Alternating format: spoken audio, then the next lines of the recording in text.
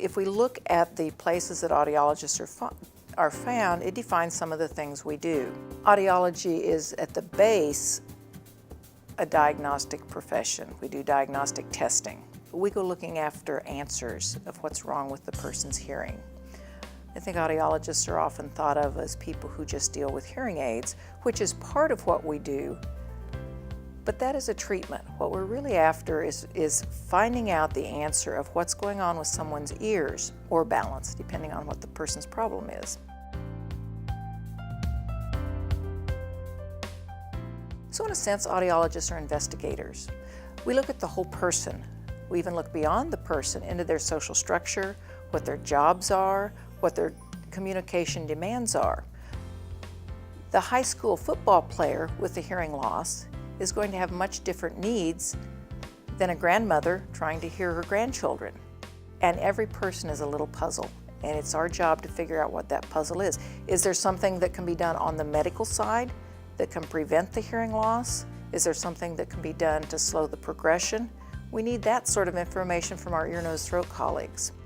If there's nothing that can be done, what can we do?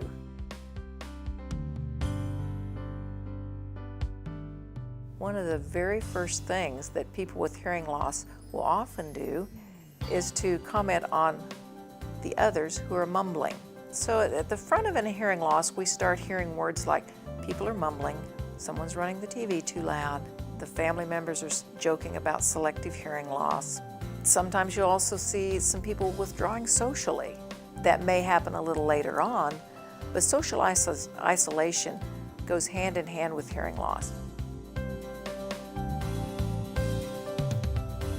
If you've got hearing problems, audiologists are in a unique position to evaluate and to set the gears in motion to get the basic diagnosis of what's going on with your ears and to lay out for you a plan of action. The plan of action may be intervention from the ear, nose, throat physicians. It may be do nothing right now, come back and be checked in a year. It may be counseling with families to tell them how they can better communicate with you so that you can hear better. It may be counseling on hearing conservation methods. Those are some of the tools we use in dealing with the problems of hearing loss. If someone needs a hearing aid to deal with the hearing loss, we'll set up a management plan to deal with the hearing aid in an ongoing basis, not as just a one-time purchase. As an audiologist, it has been a wonderful advantage for most of my career to be coupled with ENT physicians. The reason I like this is because it gives the patient access to every part of the hearing healthcare team. Having access to speech-language pathology here, the allergy clinic, we do some imaging studies here. We have the tools here to look at the whole range of things that can cause hearing loss.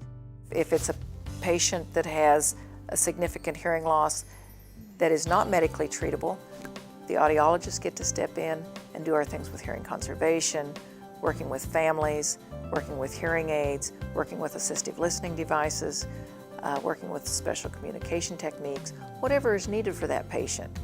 That's where we shine.